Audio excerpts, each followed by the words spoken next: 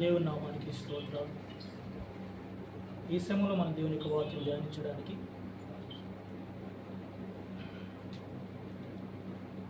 23వ కీర్తనలోకి మనం వద్దాం.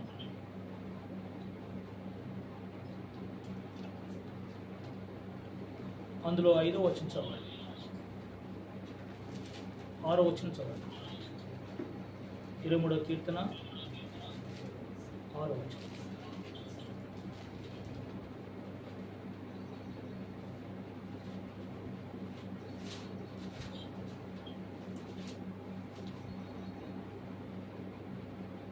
నేను బ్రతుకు దినములన్నీయు కృపాక్షేమములే నా వెంట వచ్చును. చిరకాలము యెహోవా మందిరములో నేను నివాసము చేసేదను.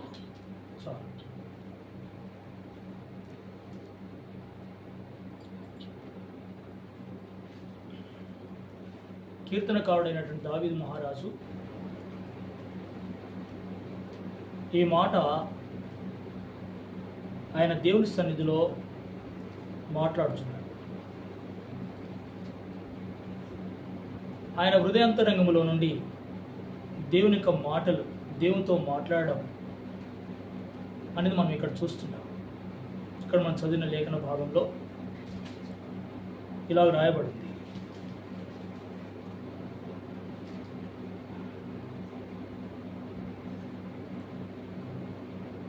నేను బ్రతుకు దినములన్నీ కృపాక్షేమాలు నా వెంట వచ్చును.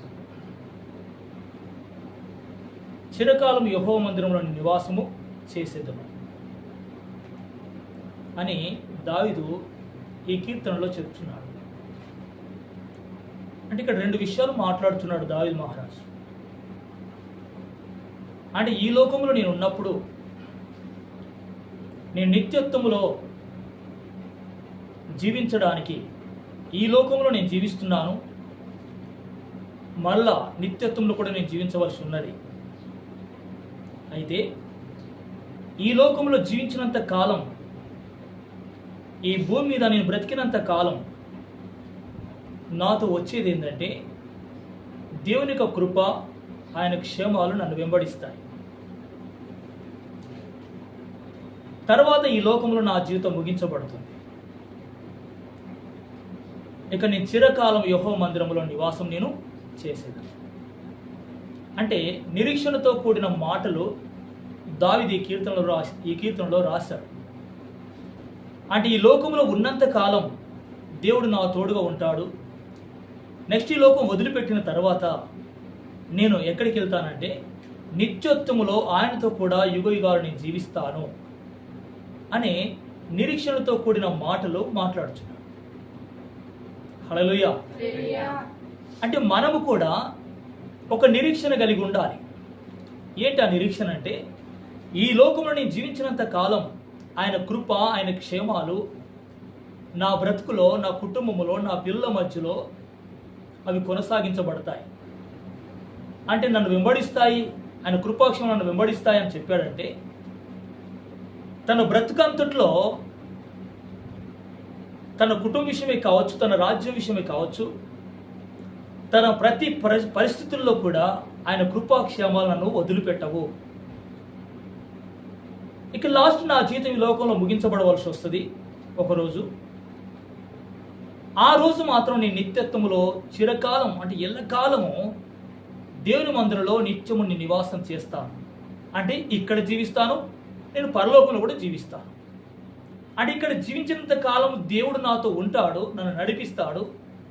ఇక్కడ ముగించబడిన తర్వాత నిత్యత్వంలో నేను జీవిస్తాను అని ఒక నిరీక్షణ కలిగిన మాటలు దావీదు మాట్లాడచ్చు. మనం కూడా ఈ లోకంలో ఏదో ఒక రోజు ఖచ్చితంగా చనిపోతాం. ఈ లోకంలో మన యాత్ర ముగిస్తాం. నెక్స్ట్ మన జీవితం ఇక ఉందంటారా అంటే ఉంది. నిత్యోత్సవంలో దేవుడితో ఉండే కాలం ఉందా అంటే ఉంది. బైబిల్ చెప్తుంది స్పష్టంగా. ఈ జీవితకాలం వరకు నీ జీవితం అని అనుకోవద్దు. ఈ జీవితకాలం ముగించబడిన తర్వాత నిత్యత్వంలో నిత్యము దేవుడితో ఉండే సమయం కూడా ఉన్నది. అంటే ఆ రాజ్యమును స్వతంత్రించుకోవడానికి ఈ లోకంలో ఉన్నప్పుడే నువ్వు దేవుడితో మంచి సంబంధం కలిగి ఉండాలి. హల్లెలూయా. దావీదు అదే చూపిస్తున్నాడు మనకు. ఈ లోకంలో దేవుడు నాతో ఉంటాడు, ఆయన నన్ను నడిపిస్తాడు, నేను నడుస్తాను ఆయనతో కలిసి. అప్పుడు నా జీవితకాలం అంతా కూడా కృపాక్షేమాలను వెంబడిస్తాయి. దేవుడు నన్ను ఎప్పుడు వదిలిపెట్టాడు, దేవుడు నన్ను మర్చిపోయి కూర్చోడు, నన్ను కాపాడువాడు, కొనుకోడు, నిద్రపోడు అనే ఒక విశ్వాసంతో తన జీవితాన్ని నడిపిస్తున్న దేవుని స్తుతిస్తూ దావీదు తన జీవితాన్ని కొనసాగిస్తున్నాడు. అంటే తన జీవితంలో కృపాక్షేమాలు తనను వెంబడిస్తున్నాయని తన అంతరంగంలో, తన జీవితంలో స్పష్టంగా అనుభవించాడు. నెక్స్ట్ ఇంకొక విషయం చెప్తున్నాడు, నిత్యత్వములో నేను ఆయనతో కూడా నివాసం చేస్తాను అని అన్నాడు. ఇది మన జీవితంలో కూడా ఇలాంటి నిరీక్షణ కలిగిన వారు ధన్యులు. చాలా మందికి నిరీక్షణ ఉండదు. ఎందుకంటే పౌలు గారు చెప్తున్నాడు, నేను నమ్మిన వాడిని ఎరుగుదును గనక నేను సిగ్గుపరచబడను అని అన్నాడు. అంటే నువ్వు ఎవరిని నమ్ముకున్నావో ఆయన నువ్వు ఎరిగి ఉండాలి. పౌలు అంటే నేను ఎరిగి ఉన్నాను గనక నేను సిగ్గుపడను అంటున్నాడు. అంటే ఎందుకు సిగ్గుపడట? అంటే నేను నమ్మిన వ్యక్తి నేను చూశాను, హల్లెలూయా, ఆయన నాతో మాట్లాడాడు, నా బ్రతుకును కొనసాగిస్తున్నాడు, ఆయన ఉన్నాడు, నాతో మాట్లాడాడు, నేను ఆయన చూశాను గనక ఇప్పుడు నేను సిగ్గుపడను. ఎప్పుడు సిగ్గుపడతాను? అబద్ధం అయితే. హల్లెలూయా. చాలా మంది విశ్వాసం లేకుండానే చాలా మంది క్రైస్తవులు అనేక చోట్ల ప్రార్థనలు కూడుకుంటున్నారు, కానీ వారికి ఒక విశ్వాసం లేదు. నిజంగా ఉన్నాడంటారా దేవుడు?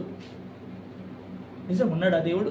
మరి నేను ఎప్పుడు చూడలేదే, ఎప్పుడు ఆయన స్వరం వినలేదు అనుకుంటాను. కానీ వాస్తవానికి దేవుడు ఉన్నాడు. హల్లెలూయా. ఆయన ఇక్కడ ఉన్నాడు, నిత్యత్వంలో కూడా ఉన్నాడు.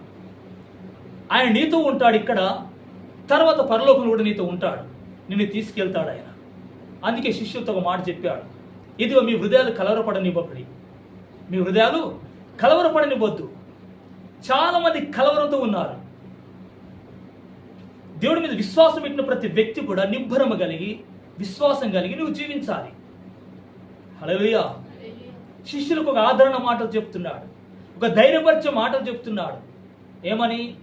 నేను వెళ్ళిపోతాను, తండ్రి ఇంట్లో అనేక స్థలాలు ఉన్నవి, ఒక లేని ఎడల్లా నేను మీకు చెప్పుదును, మీకు స్థలం సిద్ధపరచడానికి వెళుతున్నాను, మీకు స్థలం సిద్ధపరిచి మరలా వస్తాను, మిమ్మల్ని తీసుకొని వెళ్తాను, మిమ్మల్ని అనాథలుగా విడిచిపెట్టను అన్నాడు. అంటే ఈ లోకంలో ఒక వ్యక్తి అనాథగా విడిచిపెట్టబడతాడా? హల్లెలూయా. ఇదెన్నడూ సంభవించదు ప్రభువును విశ్వసించిన ప్రతి వ్యక్తి జీవితంలో. అంటే ప్రభు వాడిని తీసుకుపోతానని చెప్తున్నాడు, నాతో కూడా మీరు నాతో ఉంటారంటున్నాడు, మరలా వస్తాను తీసుకుపోతాన్నాడు. ఆ శిష్యులతో చెప్పిన మరలా వస్తాను మాట ఉందా? ఆ మాట ఇంకా నెరవేర్చబడలేదు. హల్లెలూయా. వారు ఇప్పుడు సమాధుల్లో ఉన్నారు. శిష్యులు, వారి శరీరాలు సమాధిలో ఉన్నాయి, వారి ఆత్మలో లేపబడ్డాయి, కానీ శరీరం కూడా మహిమ శరీరంగా మార్చబడి దేవుని సన్నిధిలో నిత్యత్వంలోకి వెళ్ళిపోతారు వాళ్ళు ఆయన రాకడ సమయంలో. హల్లెలూయా. ఇలాంటి పరిస్థితుల్లో దావీదుకున్న సిద్ధపాటు, దావీదుకున్న విశ్వాసం, దావీదుకున్న నిరీక్షణ ఎలా ఉందనంటే దేవుడితో ఖచ్చితమైన ఒక నిర్ణయం కలిగి, ఒక విశ్వాసం కలిగి దేవుడితో హత్తుకొని ఉన్నాడు. హల్లెలూయా. ఒక వాక్యం చూద్దాం. 63వ కీర్తన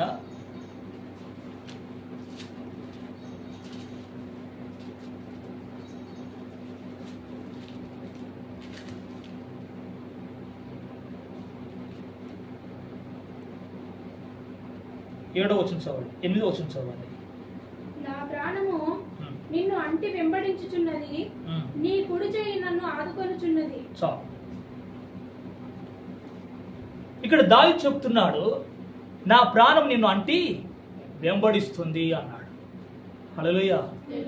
అంటే దేవుడితో వెంబడిస్తున్నాడు, దేవుని వెనకాల ప్రయాణం చేస్తున్నాడు దావీదు. తన జీవిత కాలం అంతా దేవుడి వెనకాల ఉన్నాడు. ఆయన మనుషుల వెనకాల లేడు. హల్లెలూయా. ధనవంతుల వెనకాల లేడు యేసయ్య దావీదు. గొప్ప గొప్ప పేరుగాంచిన వారి వెనకాల లేడు, రాజకీయం వెనకాల లేడు, కులం వెనకాల లేడాయన, బంధువుల వెనకాల లేడాయన.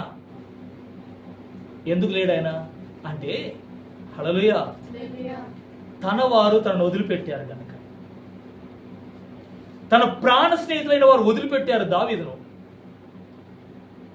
నేను నీతో ఎప్పుడు కొంటాము, నేను వెంబడిస్తాము, నేను కాపాడుతాం అనుకున్న వారు వదిలిపెట్టారు.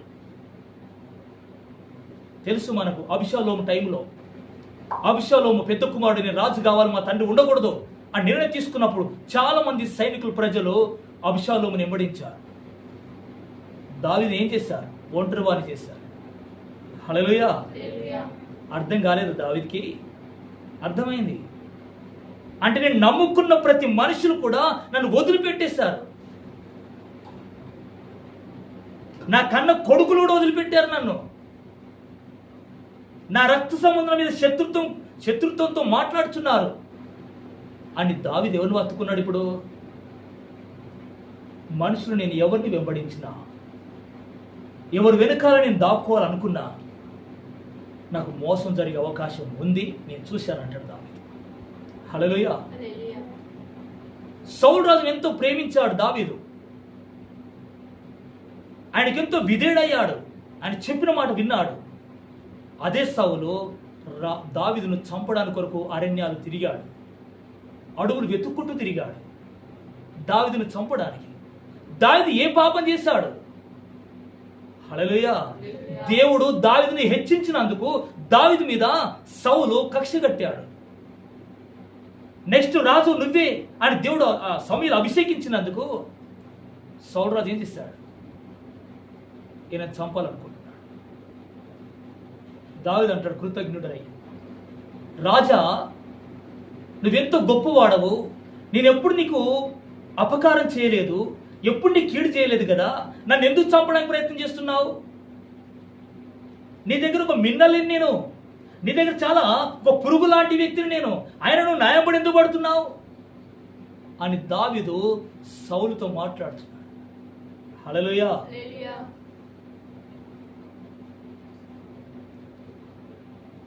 అపకారానికి ఉపకారం చేసిన వాడు దావీదు. సౌలు ఆయన చంపాలని, ఆయన ఎంతో వేధించాలని, బాధ పెట్టాలని అడుగులన్నీ సైన్యాన్ని పెట్టుకొని సౌలు రాజు తిరుగుతూ ఉంటే దావీదు కొరకు సైనికులందరూ కాపలు కాస్తున్నారు. ఆయన ఒక గుహలో పడుకున్నాడు సౌలు రాజు. దావీదు మెల్లగా వెళ్ళి చాకు తీసుకెళ్ళి ఆయన వస్త్రపు చెంగును కోసుకొని వచ్చాడు. కొండ మీద నిల్చుని అంటున్నాడు, రాజా చూసారా ఇదేం తెలుసు నీ వస్త్రపు చెంగు? దేవుడు నాకు అవకాశం ఇచ్చాడు నిన్ను చంపడానికి. హల్లెలూయా. అవకాశం నాకు దొరికింది. సారీ, దేవుడు కాదు, నాకు అవకాశం దొరికింది చంపడానికి, కానీ నేను చంపదలుచుకోలేదు. హల్లెలూయా. నిన్ను దేవుడు అభిషేకించాడు కాబట్టి, నువ్వు దేవుడు నిన్ను ఎన్నుకున్నాడు కనుక నేను చంపాలనిపించలేదు నాకు. అయినా నువ్వు నన్ను వెంబడిస్తున్నా చంపడానికి. నేనేం పాపం చేశాను, నేనేం అన్యాయం చేశాను నీకు అని దుఃఖముతో మాట్లాడుతుంటే దావీదు కృతజ్ఞుడై ఒక శిష్యుడిగా ఒక గురువుతో మాట్లాడుతుంటే సౌలు ఏడ్చాడు. హల్లెలూయా. చంపడానికి నీకు అవకాశం దొరికిన నన్ను చంపలేదు, నీలాంటి మంచి మనసు ఎవడుకుంది అని దావీదును ఘనపరిచాడు సౌలు రాజు. కానీ సౌలు చంపబడ్డది శత్రు చేతిలో. చంపబడ్డాడు. ఎందుకు? దేవుని వదులుకున్నాడు సౌలు రాజు, కానీ దావీదు దేవుణ్ణి హత్తుకున్నాడు. Praise the lord. హల్లెలూయా. ఈరోజు చాలా మంది దేవుని వదులుకోవాలనే ఆలోచనలో ఉంటున్నారు. దేవుని దూరం పెట్టి పరిస్థితులు ఉంటున్నారు. ఒకరు దూరం పెట్టకపోయినా హృదయంలో మాత్రం దేవుని ప్రేమించట్లేదు. చర్చికి వస్తున్నా, ప్రార్థన చేస్తున్నా హృదయంలో మాత్రం దేవుడి మీద ప్రేమ అత్తుకోవట్లేదు. ఈ కారణం చేత వారికి విశ్వాసం లేకపోతుంది చాలా మంది. హల్లెలూయా. దేవా, దావీదు నిన్ను అంటి వెంబడిస్తున్నా అంటున్నాడు. ఇలాంటి పరిస్థితుల్లో నీవు నన్ను వదిలిపెడతావా? నన్ను ఎన్నడూ వదిలిపెట్టావు. హల్లెలూయా. నా యుద్ధ సమయంలో నువ్వు ఎన్నడూ వదిలిపెట్టలేదు. ఫిలిష్తీయులు నా మీకు యుద్ధంకి వస్తున్నప్పుడు అనేకమైన సైన్యంతో, అప్పుడు నన్ను వదిలిపెట్టలేదు యేసయ్య. నేను ఒంటరిగా తిరుగుతున్నప్పుడు అబీషాలోము నా మీద పగబట్టి, నా కుమారుడు నా మీద పగబట్టి నన్ను చంపాలని సైనికులు పెట్టుకొని తిరుగుతున్నప్పుడు నేను ఏకాకినయ్యాను, ఒంటరివాడిని అయిపోయాను. దుఃఖిస్తూ ఏడుస్తూ అడవులు తిరిగాను నేను. హల్లెలూయా. నువ్వు నన్ను వదిలిపెట్టలేదు. మళ్ళా ఇజ్రాయేల్ సమాజం అంతా కూడి దావీదుని ఎందుకు వదిలిపెడితేమి, మన మధ్య నుంచి దావీదుని ఎందుకు దుఃఖపెట్టాం, మరలా వీళ్ళు మనకి క్షమాపణ వేడుకొని ఆ దావీదుని మరలా తీసుకొచ్చుకుందాం, మళ్ళా నిన్ను మన రాజుగా పెట్టుకుందాం దావీదును. అబీషాలోము మాటలు, అబద్ధ మాటలు, తీయటి మాటలు విని అబీషాలోముకు లొంగిపోయినాం. ఇప్పుడు దావీదు మనకు దూరం అయిపోయాడు. ఇప్పుడు ఏం చేద్దామని ఇశ్రాయేలు పెద్దలు అందరూ కూర్చొని ఆలోచించారు. మరలా మనం దావీదుని పిలుచుకుందాం అన్నారు. హల్లెలూయా. అంటే దేవుణ్ణి యథార్థంగా ప్రేమిస్తున్న వ్యక్తిని ఎన్నడూ ఎవరు వదిలిపెట్టే పరిస్థితి ఉండదు. హల్లెలూయా. దేవుడు ఎలా వదిలిపెట్టాడు, కానీ మనుషులు వాళ్ళ మానవ బుద్ధి చేత ఒకసారి ప్రేమించరు, ఒకసారి కోపపడతా ఉంటారు, ఒకసారి కక్ష పెట్టుకుంటుంటారు, ఉపకారానికి కీడు చేస్తూ ఉంటారు, మన కాదనుకుంటారు, మనల్ని దూరం పెడతా ఉంటారు.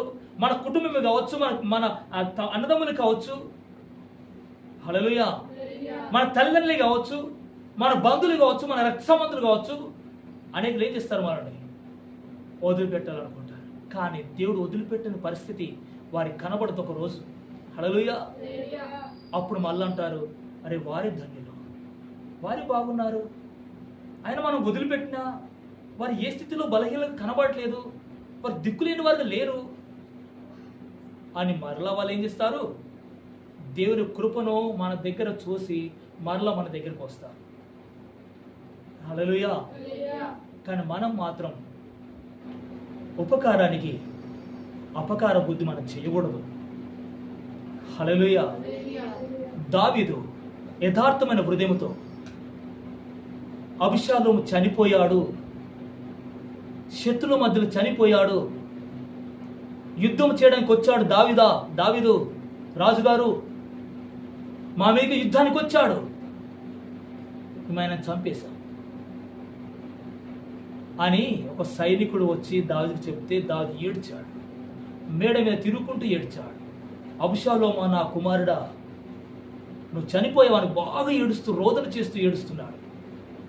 అప్పుడు సైన్యాధిపతి అన్నాడు దావీదు చూసి, దావీదు రాజా, మన కీడు చేస్తున్న వ్యక్తి, మనం చంపాలని తిరుగుతున్న వ్యక్తి చనిపోతే ఇంత ఏడుస్తున్నావే, మేము చేసిన పని నీకు మంచిగా అనిపించట్లేదా? హల్లెలూయా. మేము చేసిన పని మంచిగా అనిపించట్లేదు వారు అంటుంటే ఈ కన్న ప్రేమ, హల్లెలూయా, అబ్షాలోము మీద ప్రేమ, దయ, కనికరాలు కుమ్మరిస్తున్నాడు దావీదు. తన ప్రేమ హృదయంలోని ఏడుస్తూ రోదన చేస్తున్నాడు. తన సింహాసనాన్ని పోగొట్టాలని, తన సింహాసనాన్ని పక్కకు నెట్టి, సింహాసనం నుంచి తండ్రిని పక్కకు నెట్టి తానే కూర్చోవాలని ఆశించినట్టు ఈ దుర్మార్గ పని చేసిన అబీషాలోము చనిపోతే దావీదు ఏడవడం ఏంటి?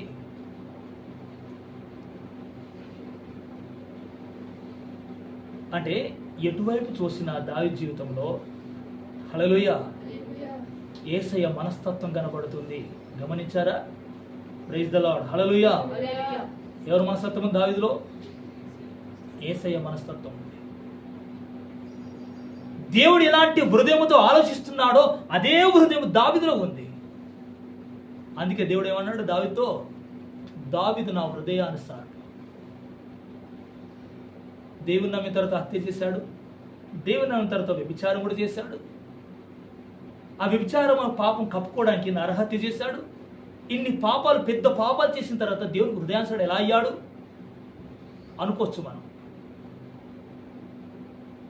దావీదు తాను చేసిన పాపం గురించి ధైర్యం ఉండట్లేదు, కానీ తాను చేసిన పాపను బట్టి కన్నీరు గార్చి ఏడుస్తూ దేవుడు తన పాపాన్ని ఒప్పుకుంటున్నాడు.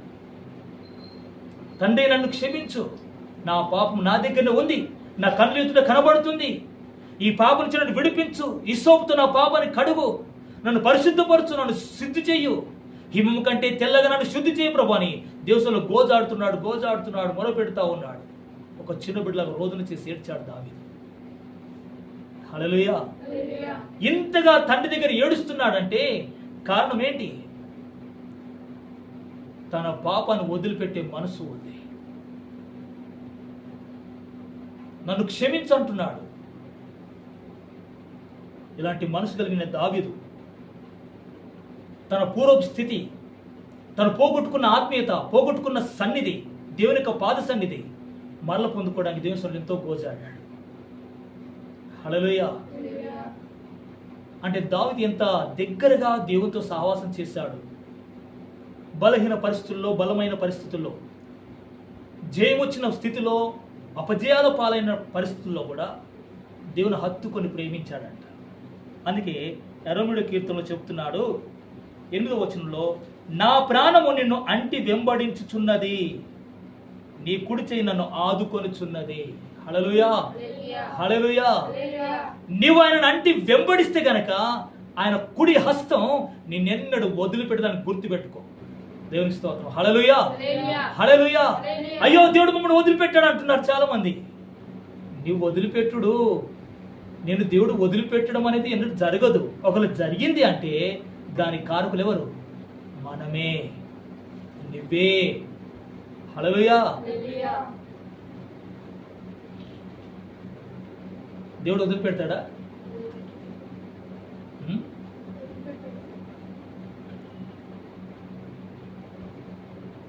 వదిలిపెడతాడా అనిపిస్తుందా? కొన్ని పరిస్థితులు చూసినప్పుడు నన్ను వదిలిపెట్టాడేమో దేవుడు అనిపిస్తుంది నీకు. దేవుడు వదిలిపెట్టలే. నీకు సైతాన్ అలా శోధిస్తుంది.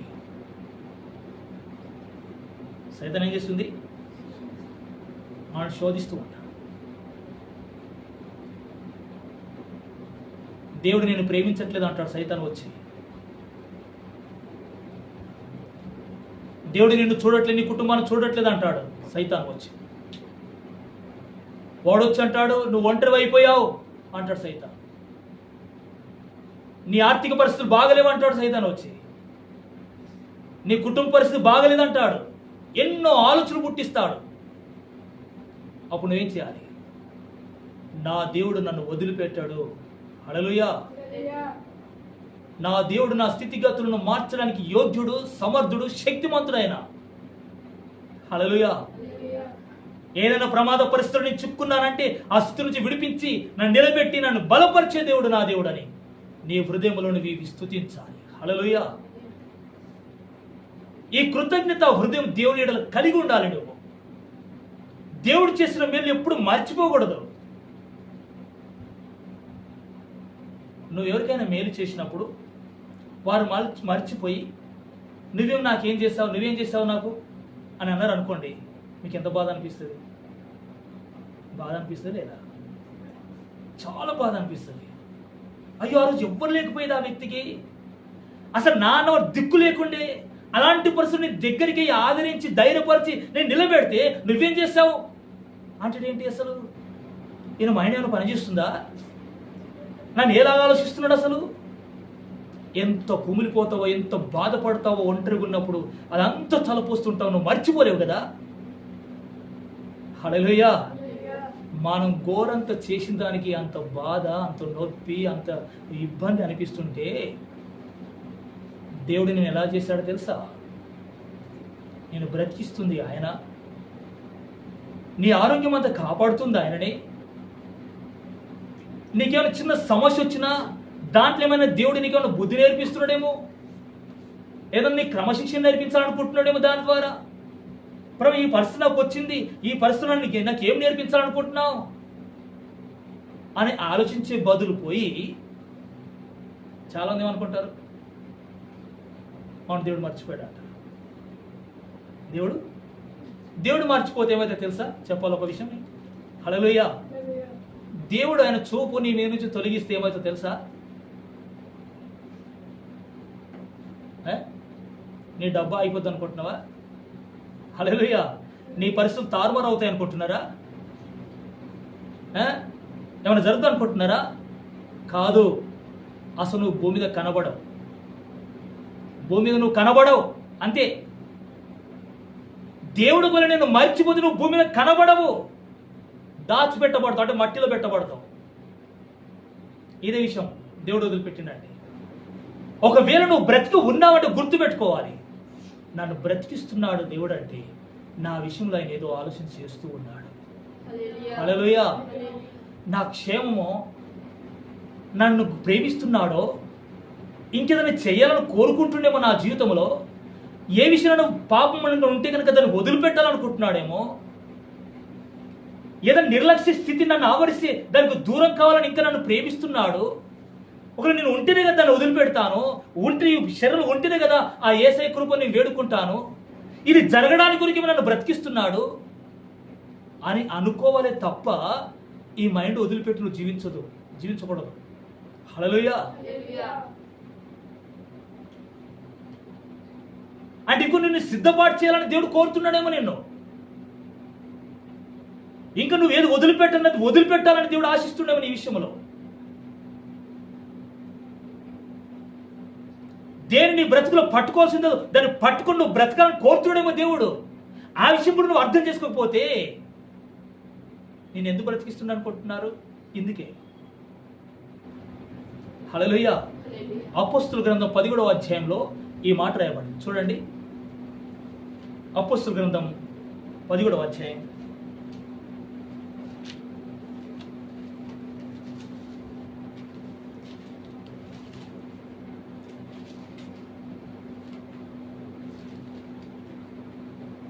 26వ వచనం 27వ వచనం చదవండి. మరియు యావత్ భూమి మీద కాపురం ఉండుటకు ఆయన యొక్కడి నుండి ప్రతి జాతి మనుషులను సృష్టించి, వారు ఒకవేళ దేవునిని తదువులాడి కనుగొందురేమో అని తన్ను వెతుకు నిమిత్తము నిర్ణయ కాలమును వారి నివాస స్థలం యొక్క పొలిమలను ఏర్పరచెను. ఆయన మనను ఎవనికి దూరముగా ఉండువాడు కాడు. ఆమేన్. హల్లెలూయా. హల్లెలూయా. విన్నారా? ఈ వచనం ఎంత చక్కగా దేవుడు రాసి పెట్టాడు తెలుసా? ఇది అందరి గురించి రాసి పెట్టాడా, నా ఒకరి గురించి రాసి పెట్టాడా? అందరి గురించి కదా. హల్లెలూయా. ఏమంటున్నాడు? యావత్ భూమి మీద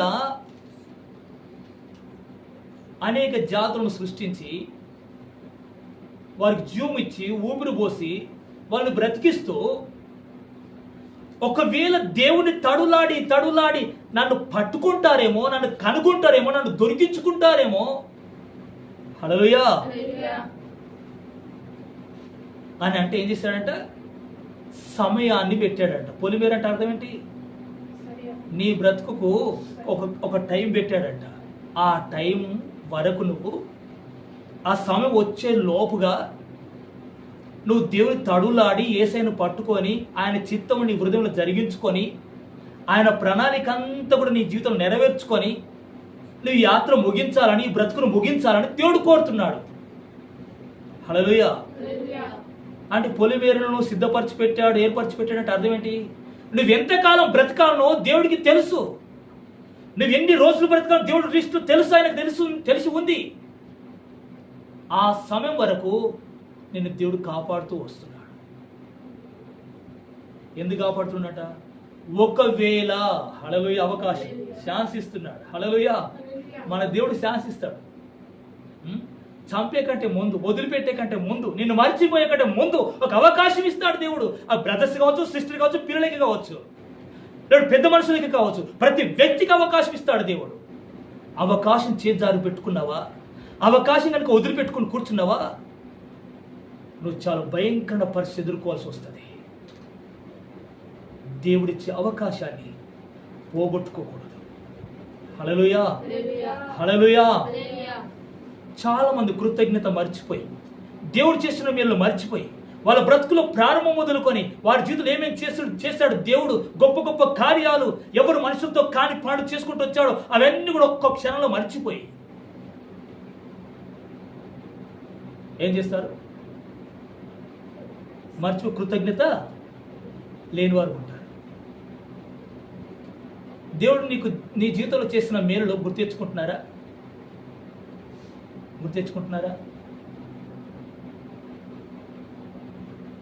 చదువుకున్న పిల్లలకు సాక్ష్యం ఉంటుంది ప్రభు దగ్గరికి వస్తే గనక, వచ్చి జీవిస్తూ ఉంటే. ఉద్యోగం చేసిన వాళ్ళు కూడా సాక్ష్యం ఉంటుంది, వ్యవసాయం చేసిన వాళ్ళు కూడా సాక్ష్యం ఉంటుంది. హల్లెలూయా. వ్యాపారం చేసుకుంటున్న కూడా సాక్ష్యం ఉంటుంది, సేవకులు కూడా సాక్ష్యం ఉంటుంది. దేవుడు చేసిన మేలు ఎన్నో ఉంటాయి. విశ్వాసులు కూడా సాక్ష్యం ఉంటుంది, దేవుడు చేసిన మేలులు ఎన్నో ఉంటాయి. అవన్నీ మర్చిపోవాలా, గుర్తించుకోవాలా? హల్లెలూయా. కృతజ్ఞత కలిగి ఉండాలా, కలిగి ఉండకూడదా? థ్యాంక్స్ చెప్పాలా, దేవుడు చెప్పకూడదా? చెప్పడానికి నీవు అవకాశాలు పెట్టుకుంటున్నావా? చెప్పడానికి దేవుడు చేసిన మేలు గుర్తు తెచ్చుకుంటున్నావా? హల్లెలూయా.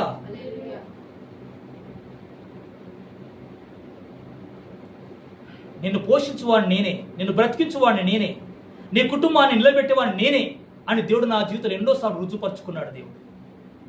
అది నేను అప్పుడప్పుడు గుర్తు చేసుకుంటూనే ఉంటాను. హల్లెలూయా. నీ జీవితంలో ఏం లేవా దేవుడు చేసినవి? ఉన్నాయా లేవా? ఉండి కూడా ఏం చేస్తారు చాలామంది, మర్చిపోతారు. మర్చిపోవాలా? నా జీవితంలో అనేకమైన మేలు చేసుకుంటూ వస్తున్నాడు. నెక్స్ట్ నన్ను బ్రతికిస్తూ వస్తున్నాడు. ఎందుకంటే నా బలహీనతలు వదిలిపెట్టి ఆ బలమైన స్థితిలోకి నేను వెళ్ళాలని, ఆయన కృపలో నేను నిలిచి ఉండాలని, విశ్వాస యాత్ర జయకరంగా ముందుకు సాగించాలని, నిరీక్షణ కలిగి నేను ఈ యాత్ర ముగించాలని, ఒక అబ్రహాం వలె, ఒక ఇస్సాకు వలె, యాకోబు వలె నా యాత్ర ముగించబడాలని దేవుడు ఎంతో ఆశించి నీ గురించి నిరీక్షణ కలిగి నీ కొరకు ఒక టైంని ఇస్తూ ఉంటే, ఆ టైంను దేవుని కొరకు వాడాలా, మన కొరకు వాడుకోవాలా? హల్లెలూయా. ఎంతమంది వాడుతున్నారు? దేవా, ఈరోజు నన్ను బ్రతికించింది, నేను పరిశుద్ధంగా బ్రతికి నీ రాజ్యంలో యథార్థవంతుడు ఉండాలని నన్ను బ్రతికిస్తున్నా. ఏదన్నా పాపం ఉంటే గనక నాలో పాపం వదిలిపెట్టాలని నన్ను బ్రతికిస్తున్నా. ఏదైనా నీకు ఇష్టంగానే నా బ్రతుకులు ఉంటే అది వదిలిపెట్టుమని నన్ను బ్రతికిస్తున్నా. అట్లా వదిలిపెడితే నేను క్షేమంగా ఉంటాను పరలోకంలో. ఒకవేళ నాకు టైం ఇవ్వలేడనుకో దేవుడు, ఈరోజు నా పాప నేను వదిలిపెట్టలేదు, అది నాలోనే ఉంది, ఆ పాప నన్ను ఎక్కడికి తీసుకెళ్తుంది? నరకానికి కాదా? నరకానికి తీసుకుపోదా? హల్లెలూయా.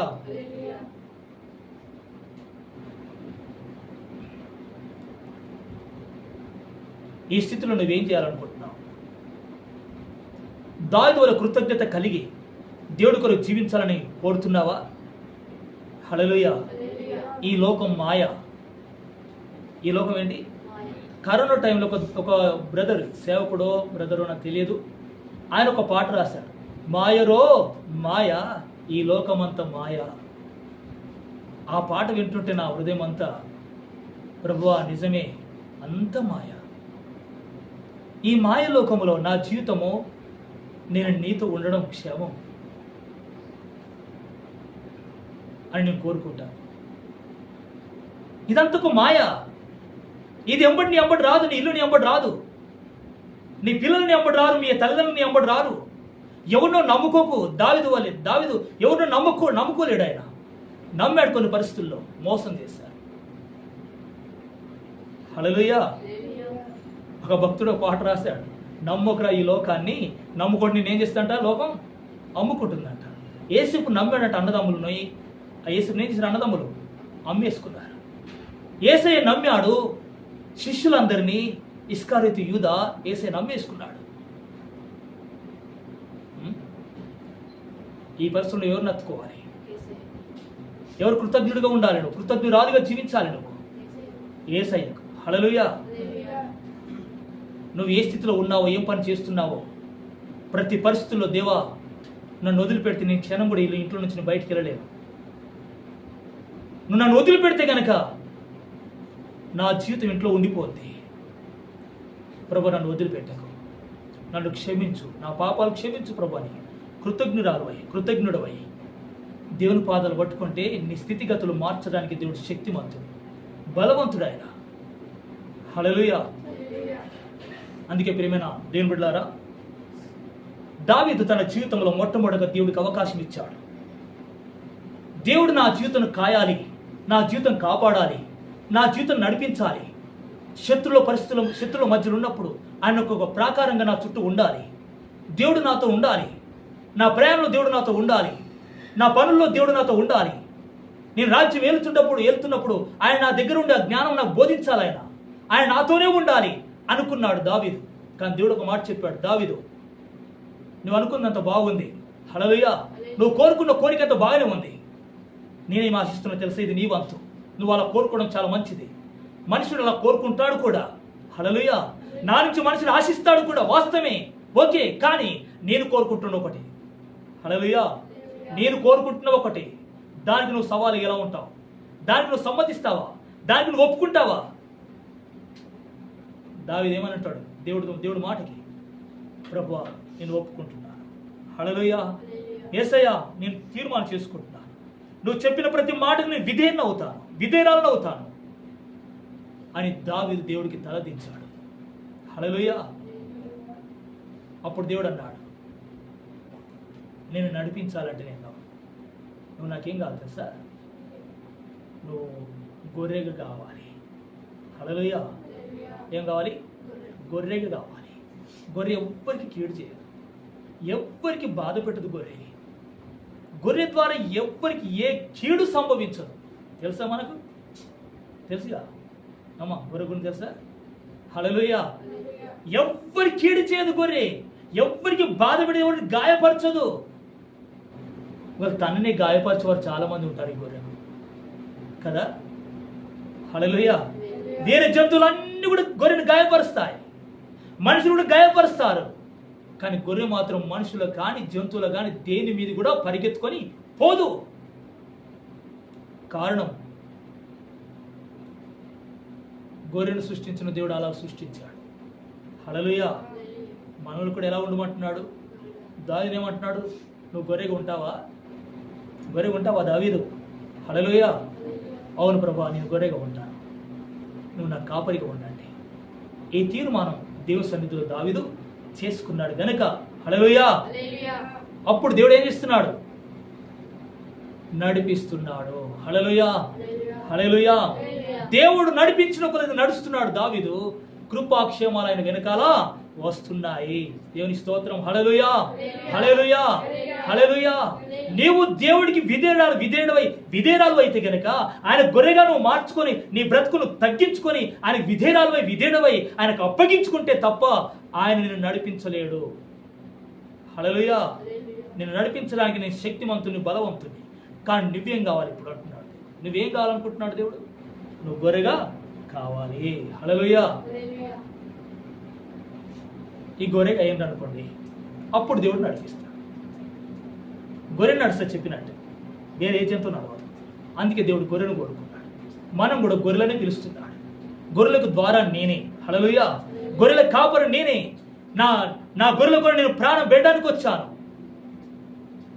ఆ గొర్రెలు ఏవో తెలుసా? సంఘంలో దేవుని బిడ్డలు, క్రీస్తు రక్తం చేత కడగబడి దేవుని యందు విశ్వాసం నుంచి నిరీక్షణ కలిగి బ్రతున్నవారు.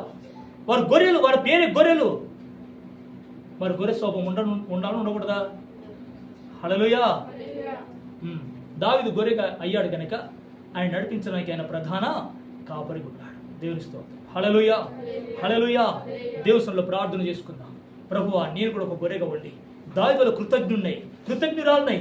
దేవుడు చేసిన మేలును మర్చిపోకుండా ఆయన పాదాలు పట్టుకొని, ప్రభువా నీవు లేని క్షణము నా బ్రతుకును నేను చూడకూడదయ్యా. దేవ, నేను వదిలిపెట్టి నేను ఎక్కడికి వెళ్ళాలి ప్రభువా? నేను వదిలిపెడితే గనక నేను నాశనానికి వెళ్ళవలసి ఉంది, నేను వదిలిపెడితే గనక నరకానికి వెళ్ళవలసి ఉంది, నేను వదిలిపెడితే గనక నా శాపానికి గురవుతాను. నేను వదిలిపెట్టినప్పుడే అన్ని నా జీవితంలో క్షేమాలు విస్తరిస్తాయి. నేను వదిలిపెట్టి ఎక్కడ చూసినా, ఏ కొండల వైపు కళ్ళెత్తినా నాకు సహాయం రాదు ప్రభు అంటాడు దావీదు.